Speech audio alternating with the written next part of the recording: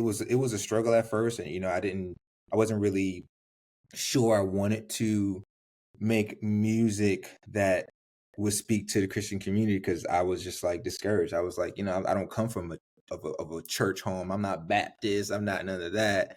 But it was like, God was like, yo, do it how I called you to do it.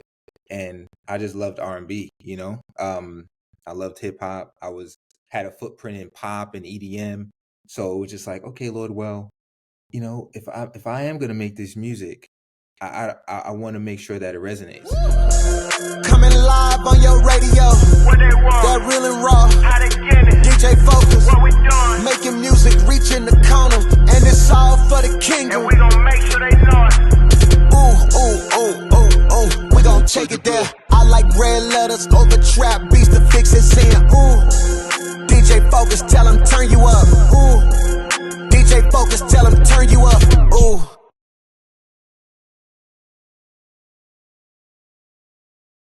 Yes, sir. Welcome back. DJ Focus, Dice Gamble. You tap back into the Fixx, your number one source of faith-infused hip-hop, R&B, and poetry. You already know the vibes. It's time for our spiritual detax.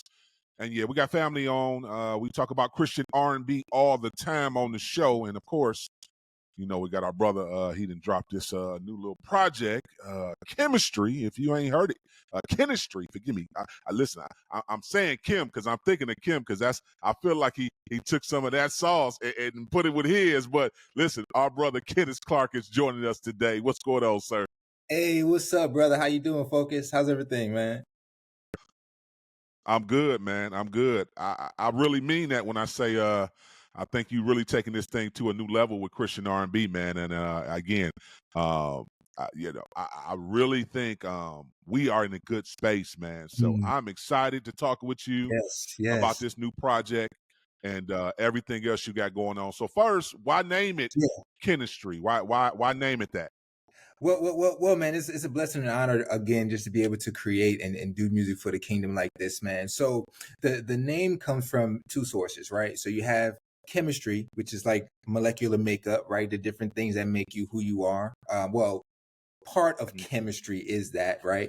Also, you're experimenting is a little bit of that too. Then you also have ministry, where the music is a testament to how God's been working in my life and different, things that He's brought me through and to. So you put those things together. Obviously, my name is Kennis, so it was a blessing to put those things together, have that name, Chemistry, for the project because it actually speaks to all these things, the makeup of just what's been happening in my life, man, and how God is moving in there. And then, of course, you got the R&B vibes on there, you got the pop vibes, the hip hop vibes on there. So yeah, man, that's how it came together. It's really just like a reflection of the ups and downs, the breakthroughs, the lefts and rights. You know what I mean? Just the experience of being a follower of Christ right now in my life as all the hats that I'm wearing. So yeah, just a little bit though. I didn't want to give too much, but just enough. No, that's good. Thanks for sharing that. How did growing up in Long Island really shape your musical perspective and your musical style? Like, speak to that a little bit. Yeah, man. So Long Island, New York, man, was a place where there was a lot of hip hop. To be honest, man, I rap before I sang. I used to, have my little rap book, and in elementary school, I would do my little rhymes or whatever, hop into my little battles. But my mom, she found my rap book, and she wasn't too pleased with the content, so she said that need to go. But I started. She was like, "Yeah, nah, you're not talking about this at this age. Bye bye." But I always loved R&B. I always loved, back when I was growing up, those artists were, Usher was a big artist that I listened to a lot. Music Soul Child, Mario, just those R&B cats that was just doing music that really resonated with me at the time growing up. New York, you already know, is a home of hip hop too. So, beats and, certain vibes, things that you just kind of start, you got a head nod with it. So I was always intrigued by music. And I think living in Long Island, New York, or just New York in general, I was able to digest a lot of it. I wasn't able to execute or do music at the level that I'm doing it now. However, it was all these little learning blocks that I picked up just creating music and having fun. So with that being said, I know you did, you were on the mainstream secular side for a Yeah. little bit too as well. Mhm. What made you transition and do it more in purpose and do it Yeah. more for the faith-based side? Yeah. So for me, my mom, she always sowed seeds growing up. That was the thing she always did. But I had to find Christ on my own. So it wasn't until around 2014 where this kid from Long Island was living in LA, and I'm having all of this, all these opportunities, but my life wasn't right. And it was a big door that closed for me to understand, look, man, your life isn't all about just this, right? Like, this is not the end all Mm. be all. Like, God has a purpose for you. And with that being said, as my life started to change, and as I started to see God, and I found Christ again in LA, I just knew anything that I did had to give him glory, had to give God glory, had to bring some sense of purpose to what I was doing, because I was seeking purpose for myself, right? I was seeking, well, what's my identity? You know, I I deal with many things, like, like, for instance, I never met my real father, right? So, that can take a toll on kind of how you identify with yourself. You know what I mean? And finding Christ really helped me to say, like, I'm a child of God. So anything that I did, anything I was a part of, I wanted God to be working through that. So yeah, it was a struggle at first, and I wasn't really sure I wanted to make music that would speak to the Christian community, because I was just like discouraged. I was like, I don't come from a church home. I'm not Baptist. I'm not none of that. But it was like, God was like, yo, do it how I called you to do it. And I just loved R&B, I loved hip hop. Had a footprint in pop and EDM. So it was just like, okay, Lord, well, if I am gonna make this music, I want to make sure that it resonates. And I put out my first project, AWOL, and people were impacted by the testimony that I gave in those songs. And I was like, okay, Lord, you're working through me, then this is who I need to be. And those songs felt good for me too, because I knew that everything that I experienced wasn't in vain. What I'm sharing isn't in vain.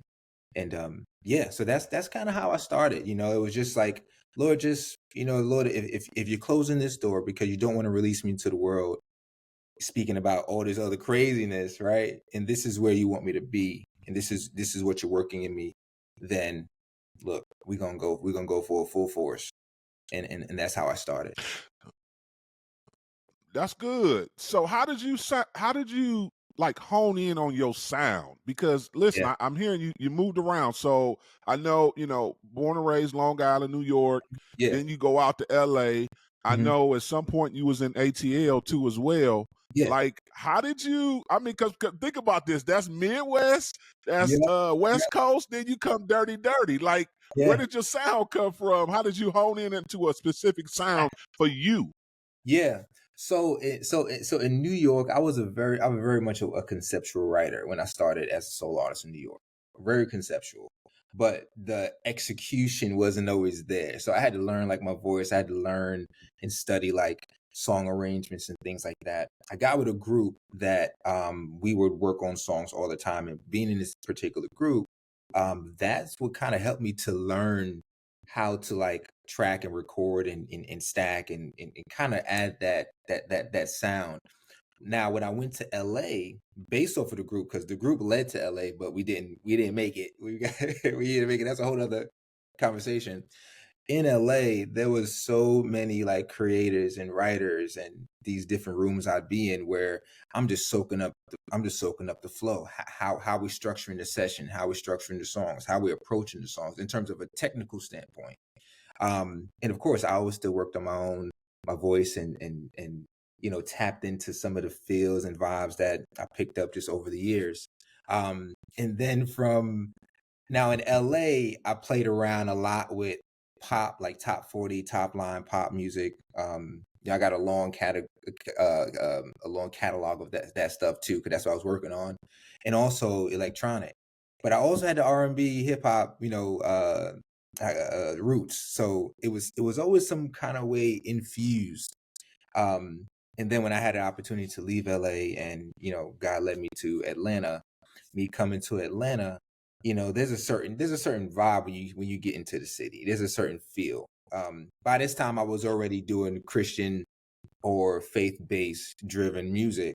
So the message was going to be different anyway, but just the way I approach a song throughout the years has always grown.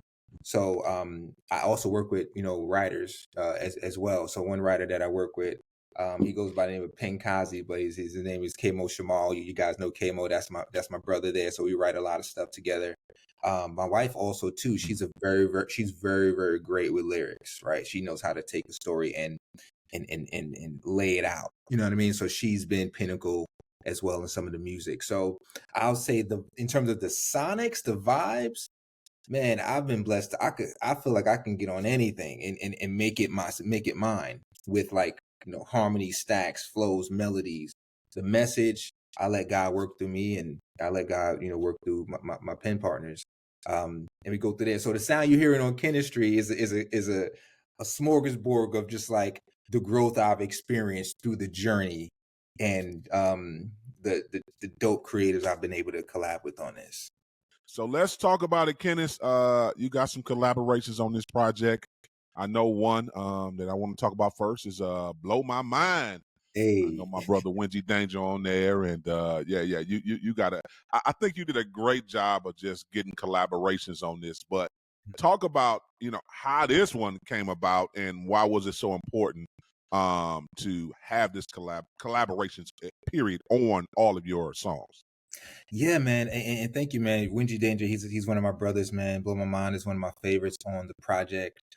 So this song started out. So there's a producer in the UK, and basically this producer, his name is Lee. He sent me some records. We always got a cool relationship. So he sent me some records. He sent this record over, and I sat on it, and I was like, I don't really know how to go, where to go from, things like that. And it was a lot slower too. Like the record was just like it had a nice R&B feel, but it was slow. And then I was listening to it, and I got the melody. Like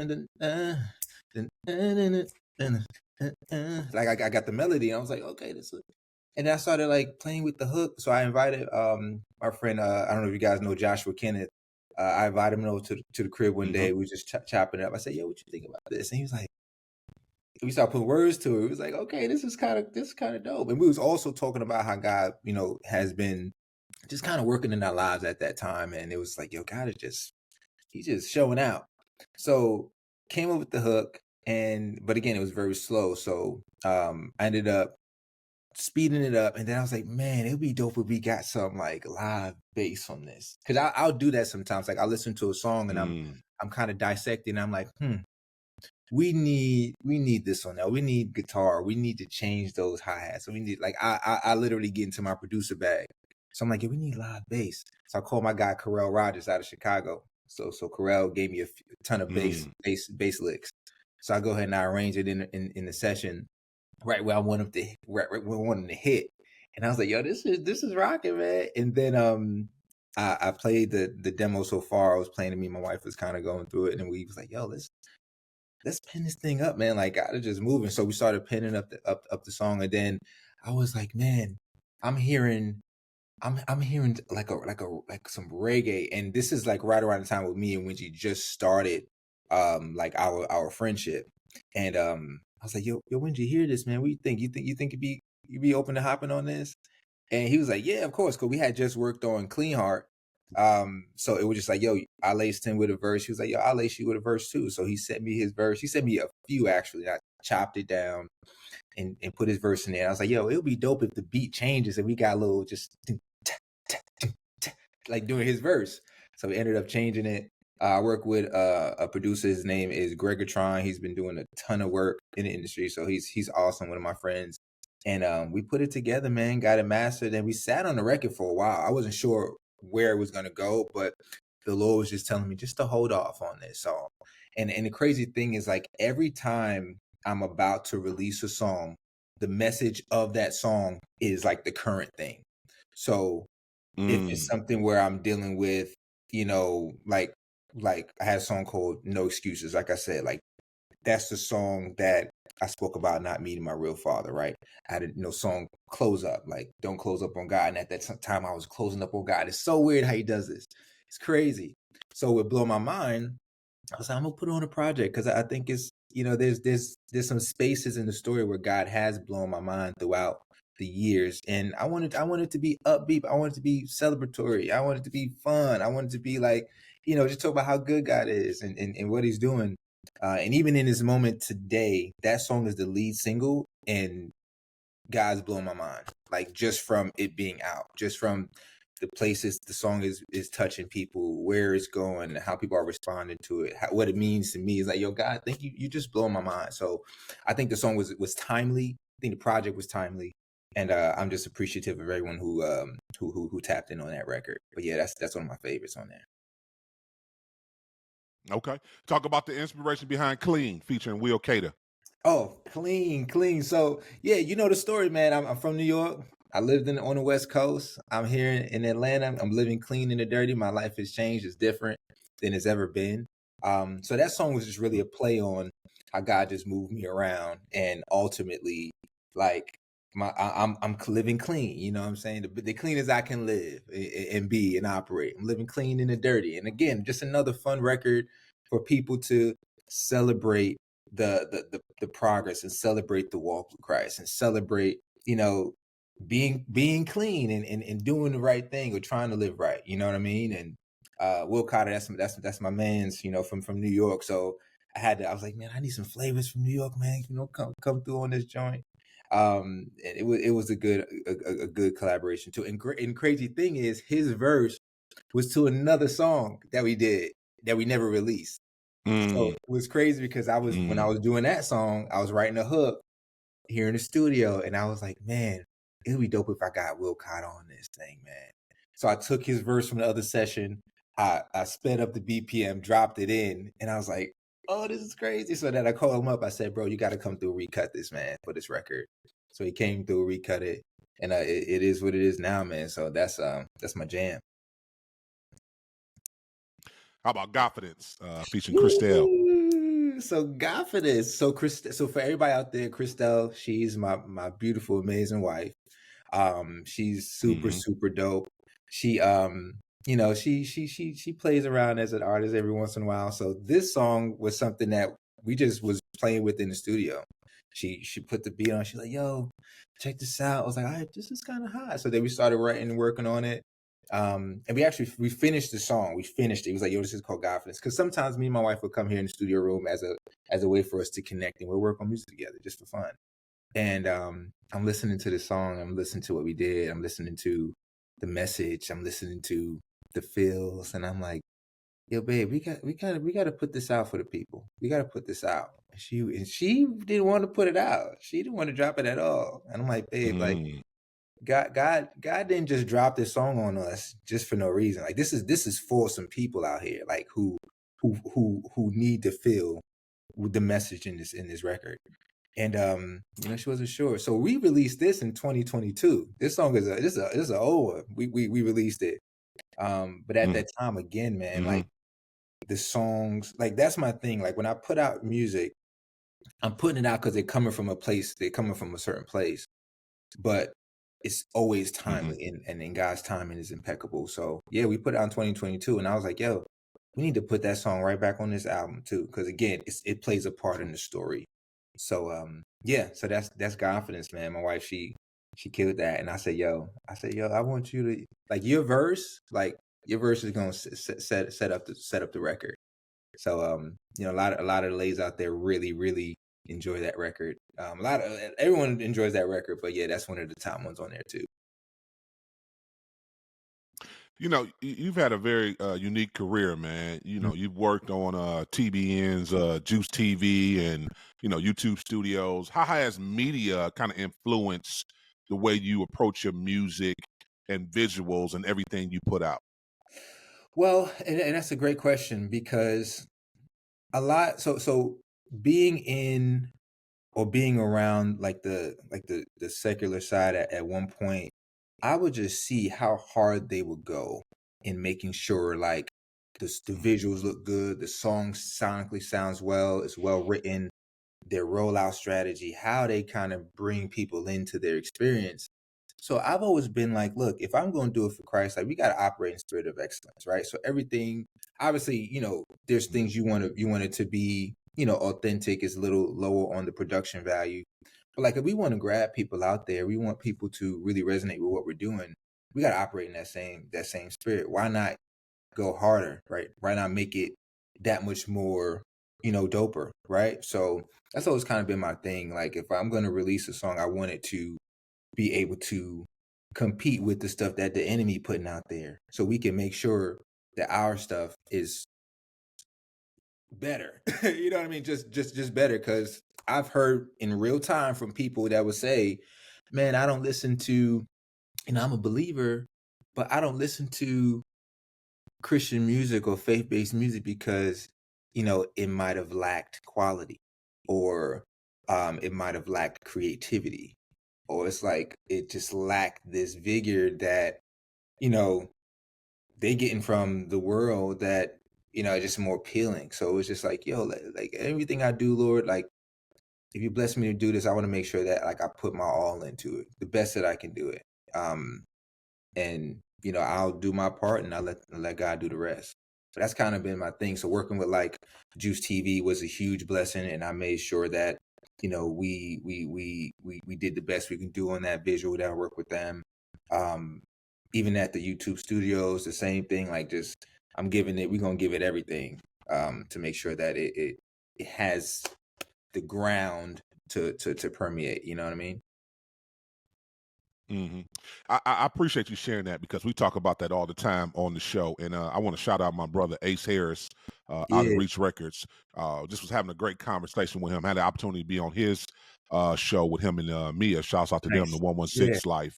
And we were just talking about everything you just said. We were talking about how I don't know why the church, or faith-based believers who are, or faith-based artists, Mhm. think that there's not a sense of quality control. And Yeah. until I heard Ace say that, shouts out to Ace, he's the one that gave me that. He said it's nothing personal. It's not that we're not trying to honor, up and coming artists or artists who've been grinding for a while, Mhm. but to your point, there's a standard. Yeah. So quality control tells us if it doesn't line up sonically, we can't put it out there right now, but that does not mean that that artist shouldn't keep working and continue to perfect their craft to Yeah. get it to a level to where sonically it does line up across the board. So yes, we say it all the time, and again, it was refreshing to hear Ace say it, and again, it's refreshing to hear you say it too as well, because there needs to be a standard. We need to understand, absolutely. We've been getting away with, let's be very clear, performing in church on Sundays in front of the congregation for so long, and we thinking that just that's it.